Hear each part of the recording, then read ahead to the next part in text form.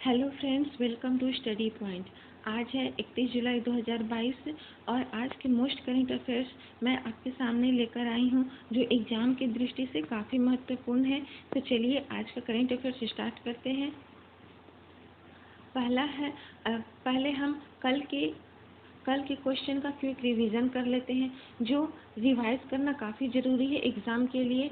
तो पहला क्वेश्चन फटाफट हम रिवीजन कर लेते हैं। पहला क्वेश्चन है, वर्ष 2022 में किस थीम के साथ वर्ल्ड हेपेटाइटिस डे मनाया गया? तो bringing hepatitis care closer to you, bringing hepatitis care closer to you इस थीम के साथ वर्ल्ड हेपेटाइटिस डे मनाया गया। हाल ही में इंग्लैंड के लिसेस्टर क्रिकेट ग्राउंड का नाम भारत के किस क्रिकेटर के नाम पर रखा गया? तो इंग्लैंड के लिसेस्टर क्रिकेट ग्राउंड का नाम भारत के सुनील गावस्कर के नाम पर रखा गया।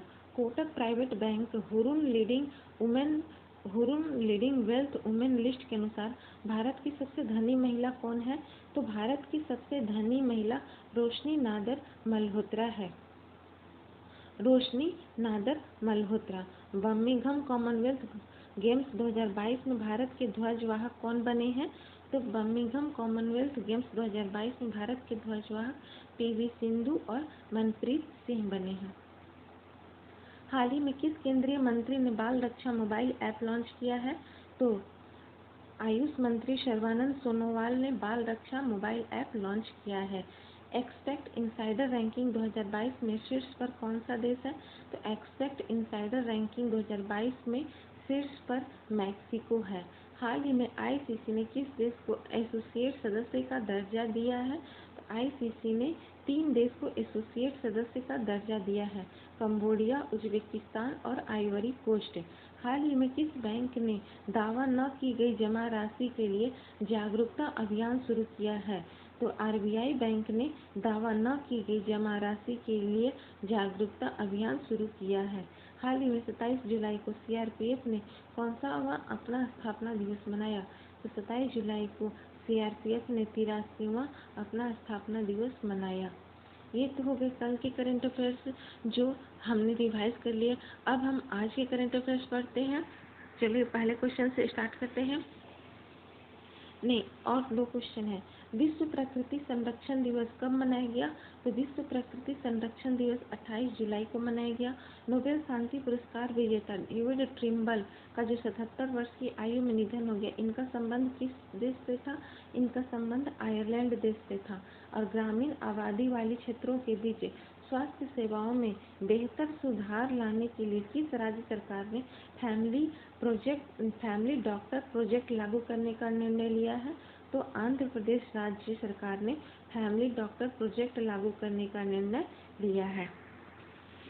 पहला क्वेश्चन है कि अंतर्राष्ट्रीय बाघ दिवस कब मनाया जाता है? अंतर्राष्ट्रीय बाघ दिवस 29 जुलाई को मनाया जाता है। यह हर साल 29 जुलाई को मनाया जाता है, इंटरनेशनल टाइगर्स डे। अब बात होती है कि अब कब से मनाने की शुरुआत हुई इसकी? तो इसकी मनाने की शुरुआत हुई 2010 से। 2010 से इसके लिए एक प्रोजेक्ट बनाया गया, प्रोजेक्ट टाइगर। यह कब से लागू हुआ? तो 1973 से प्रोजेक्ट टाइगर लागू हुआ है। और अब दुनिया भर में केवल 3900 जंगली बाघ मौजूद हैं। तो इस साल इस दिवस के लिए कोई थीम नहीं बनी है। International tiger day has not been announced. पर पिछले साल की जो थीम है जो काफ़ी इम्पोर्टेंट है, मैं आपको बता देती हूँ। Their survival is in our hands. The theme for the day was their survival is in our hands. Next question की ओर चलते हैं। तो ये जुलाई महीना का लास्ट डेट है, तो हम कुछ जुलाई महीने के दिवस रिवाइज कर लेते हैं। 1 जुलाई को जीएसटी दिवस और राष्ट्रीय चिकित्सक दिवस मनाते हैं। 2 जुलाई को अंतर्राष्ट्रीय सहकारिता दिवस। 3 जुलाई को अंतर्राष्ट्रीय प्लास्टिक बैग मुक्त दिवस। 11 जुलाई को विश्व जनसंख्या दिवस। 12 जुलाई को विश्व मलाला दिवस। 15 जुलाई को विश्व युवा कौशल दिवस। 18 जुलाई को अंतर्राष्ट्रीय नेल्सन मंडेला दिवस। 20 जुलाई को अंतर्राष्ट्रीय शतरंज दिवस और अंतर्राष्ट्रीय चंद्रमा दिवस। 22 जुलाई को विश्व मस्तिष्क दिवस। 24 जुलाई को राष्ट्रीय आयकर दिवस। 26 जुलाई को कारगिल विजय दिवस और 28 जुलाई को world hepatitis day. Next question है कि हाल ही में किस राज्य सरकार ने महिला बैंक की स्थापना के लिए तेलंगाना के साथ समझौता किया है? तो इसका आंसर है कि राजस्थान राज्य सरकार ने महिला बैंक की स्थापना के लिए तेलंगाना के साथ समझौता किया है। महिला बैंक जो पूरी तरह से महिलाओं से रिलेटेड है, उस बैंक के लिए तेलंगाना के साथ समझौता किया है। ये राजस्थान में महिलाओं के लिए एक वित्तीय संस्थान राजस्थान महिला निधि की स्थापना के लिए इस समझौते पर हस्ताक्षर किए गए हैं। संस्था में पूरी तरह से महिलाओं द्वारा संचालित की जाएगी। मतलब इस बैंक में जितने भी पोस्ट होते हैं, जैसे क्लर्क हो गए और भी हाई पोस्ट हो गए, जितने भी पोस्ट हैं सभी पोस्टों पर सिर्फ और सिर्फ महिलाएं ही इस पे नियुक्त की जाएंगी। राजस्थान राज्य के बारे में कुछ जान लेते हैं। राजस्थान राज्य की राजधानी है जयपुर। राजस्थान राज्य की राजधानी है जयपुर। मुख्यमंत्री हैं अशोक गहलोत। राज्यपाल हैं कलराज मिश्र और मुख्य न्यायाधीश है एस.एस. शिंदे। नेशनल पार्क है सरिस्का नेशनल पार्क, रणथंभौर राष्ट्रीय उद्यान, केवलादेव नेशनल पार्क। लोक नृत्य है घूमर, पनिहारी, कालबेलिया और चर्चित स्थल है उदयपुर, जैसलमेर, अजमेर, रणथंभौर, पुष्कर। जिले हैं 33, विधानसभा 200 सीट, लोकसभा में 25 सीट और राज्यसभा में 10 सीट है। विश्व एथलेटिक्स चैंपियनशिप 2022 में सर्वाधिक मेडल किसने जीते हैं? तो विश्व एथलेटिक्स चैंपियनशिप 2022 में सर्वाधिक मेडल अमेरिका ने जीते हैं। अब है कि जो एथलेटिक्स चैंपियनशिप है अमेरिका ने जीते हैं, पर यह कहाँ पर हुआ? तो यह अमेरिका के यूजीन और ओरेगोन में हुआ। अमेरिका के यूजीन और ओरेगोन में हुआ। तो इसमें 3 रैंक वाले देश का नाम बताते हैं। पहला अमेरिका, सेकंड में इथियोपिया और तीसरा है जमैका। यह कौन सा संस्करण था? यह 18वां संस्करण था। और भारत की बात करें तो भारत ने इसमें कितनावां रैंक प्राप्त किया है? तो भारत ने 33वां रैंक प्राप्त किया है। तो कौन सा भारत ने एकमात्र रजत पदक जीता है। और इस रजत पदक को किसने जीता है? इस रजत पदक को नीरज चोपड़ा ने जैवलिन थ्रो के माध्यम से जीता है। जैवलिन थ्रो में 88.13 मीटर थ्रो करके जीता है। इससे पहले किसने जीता था? तो इससे पहले अंजू बॉबी जॉर्ज ने 2003 में एकमात्र ब्रॉन्ज मेडल जीता। और अब 2022 में नीरज चोपड़ा ने जैवलिन थ्रो के माध्यम से जीता। तो ये 19 साल के बाद इस चैंपियनशिप में एक पदक जीत हासिल हुई है। तो क्लियर है। नेक्स्ट क्वेश्चन की ओर चलते हैं। भारतीय भाषा प्रौद्योगिकी को बढ़ावा देने के लिए किस संस्थान ने नीलेकेनी केंद्र लॉन्च किया है? तो भाषा को बढ़ावा देने के लिए भारतीय जो लैंग्वेज है उसको बढ़ावा देने के लिए किस संस्थान ने नीलेकेनी केंद्र लॉन्च किया है? तो IIT मद्रास ने। Option number D IIT Madras ने नीलेकेनी केंद्र लॉन्च किया है। इसके नीलेकेनी कौन है? तो इंफोसिस के सह संस्थापक नंदन नीलेकेनी है। इन्हीं के नाम पर ये नीलेकेनी केंद्र लॉन्च किया गया है। इंफोसिस के जो संस्थापक हैं इन्हीं के नाम पर यह लॉन्च किया गया है। इन्होंने अपना कितना सपोर्ट दिया? 36 करोड़ रुपए के अनुदान के साथ केंद्र का समर्थन करेंगे।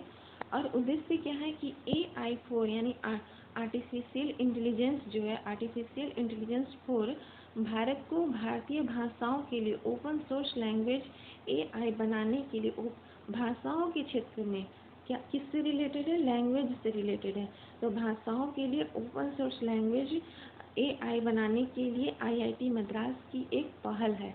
IIT मद्रास के द्वारा एक पहल किया गया है भाषाओं को ओपन सोर्स लैंग्वेज बनाने के लिए। 5वां क्वेश्चन करते हैं कि डिग्री प्राप्त युवाओं को विभिन्न प्रतियोगी परीक्षाओं की निःशुल्क जो प्रतियोगी परीक्षाएं तैयारी कर रहे हैं, कंपटीशन की तैयारी कर रहे हैं, तो उनको निःशुल्क तैयारी करवाने के लिए कौन सी योजना और किस राज्य सरकार ने शुरू की है? तो मुख्यमंत्री सारथी योजना किस राज्य सरकार ने शुरू की है? तो ये झारखंड राज्य सरकार ने शुरू की है। झारखंड राज्य सरकार ने विभिन्न प्रतियोगी परीक्षाओं के लिए निःशुल्क तैयारी करवाने की योजना क्या है? मुख्यमंत्री सारथी योजना शुरू की है। इस योजना के माध्यम से वह सभी छात्र जो आर्थिक स्थिति कमजोर होने के कारण कोचिंग नहीं प्राप्त कर सकते थे, वह भी इस योजना के माध्यम से कोचिंग प्राप्त कर सकेंगे। तो बात है झारखंड राज्य की, तो इसके बारे में कुछ जानते हैं। झारखंड की स्थापना 15 नवंबर 2000 को हुई। झारखंड की राजधानी रांची है। मुख्यमंत्री हेमंत सोरेन है। झारखंड मुक्ति मोर्चा से रिलेटेड गवर्नर रमेश बैस है। मुख्य न्यायाधीश का नाम है रवि रंजन। झारखंड के 5 पड़ोसी राज्य हैं, बिहार, उत्तर प्रदेश, पश्चिम बंगाल, उड़ीसा और छत्तीसगढ़। झारखंड की लोकसभा सीट है 14 और राज्यसभा सीट है 6। भारत का कौन सा शहर स्टील सिटी कहा जाता है? तो जमशेदपुर। झारखंड में जमशेदपुर जो है वो शहर स्टील सिटी कहा जाता है। झारखंड के प्रमुख हवाई अड्डे हैं बिरसा मुंडा हवाई अड्डा जो रांची में है। और भारत की कोयला राजधानी किसे कहा जाता है? धनबाद को कहा जाता है।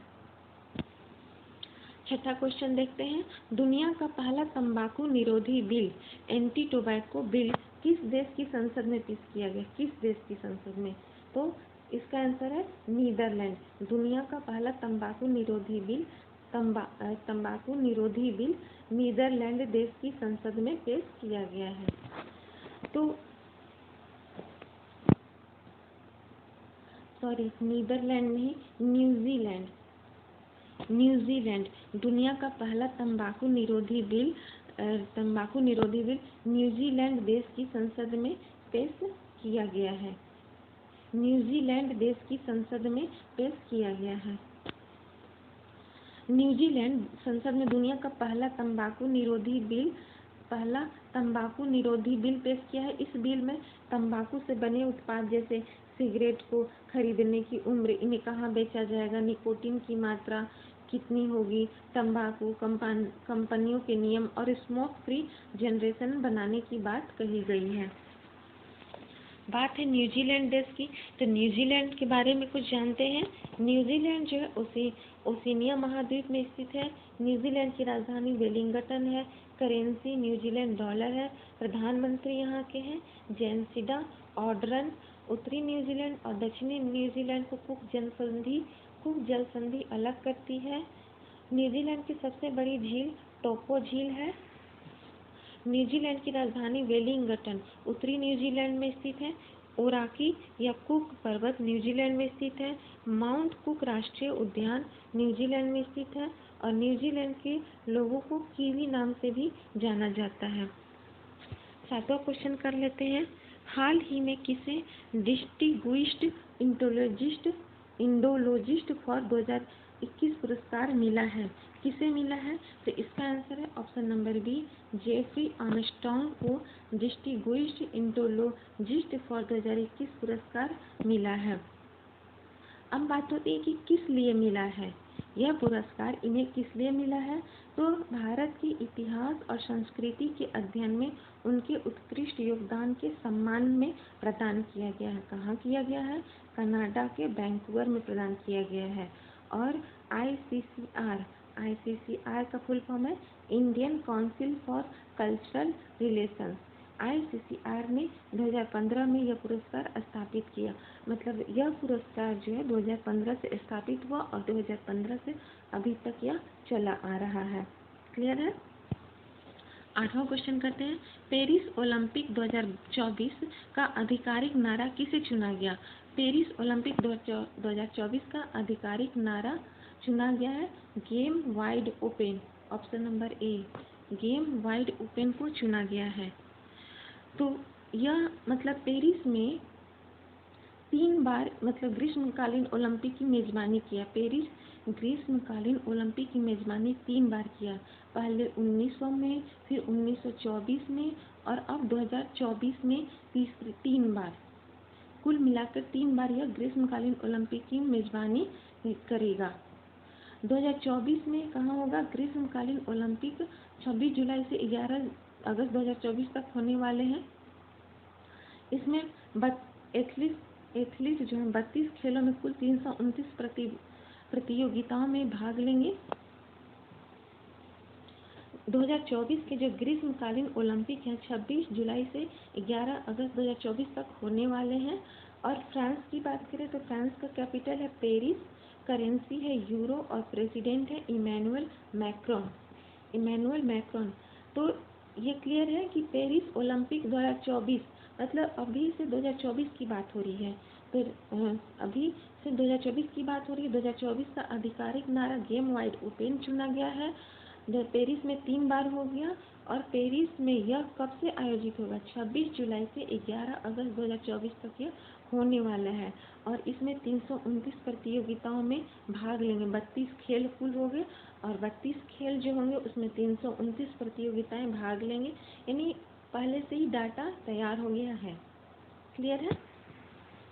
9वां क्वेश्चन है कि हाल ही में किस राज्य सरकार ने प्लास्टिक कोटिंग वस्तुओं पर रोक लगा दी है? तो महाराष्ट्र राज्य सरकार ने प्लास्टिक कोटिंग वस्तुओं पर रोक लगा दी है। इसका उद्देश्य क्या है रोक लगाने का? तो प्लास्टिक युक्त वस्तुओं के उपयोग को कम करना है, ये मेन उद्देश्य है। ये तो उद्देश्य बहुत पहले से स्टार्ट हो चुकी है। सरकार ने 2018 में प्लास्टिक सामग्री के निर्माण, उपयोगी, बिक्री, वितरण और भंडारण पर प्रतिबंध लगा दिया था 2018 से ही। पर अब महाराष्ट्र राज्य सरकार ने प्लास्टिक कोटिंग वस्तुओं पर रोक लगा दी है। 10वां क्वेश्चन करते हैं, किसान लोक पर्व हरेली 2022 में किस राज्य में मनाया गया? तो यहाँ एक बात नोटिस करेंगे कि एक हरेली है और एक पर्व जो है हरेला उत्तराखंड में मनाया जाता है। और यह हरेली पर्व छत्तीसगढ़ में मनाया गया है। छत्तीसगढ़ में मनाया जाता है। और इस पर्व में किसान खेती में इस्तेमाल होने वाले हल, बैल और तरह तरह के औजारों की पूजा करते हैं। तो ये अब 10 क्वेश्चन क्लियर है। तो आपको अगर मेरा सिलेक्ट किया हुआ क्वेश्चन पसंद आता है तो प्लीज़ मेरे चैनल को सब्सक्राइब करें, लाइक करें, शेयर करें। मैं आपके लिए इसी तरह से 10 क्वेश्चन हमेशा लाती रहूँगी। और मैं टॉपिक वाइज वीडियो भी बनाती हूँ। आप कमेंट करें किस टॉपिक मतलब करंट अफेयर्स में किस टॉपिक पर आपको वीडियो चाहिए, उसमें डिटेल वीडियो मैं बनाऊँगी। तो प्लीज़ आप मेरे चैनल को सब्सक्राइब करें और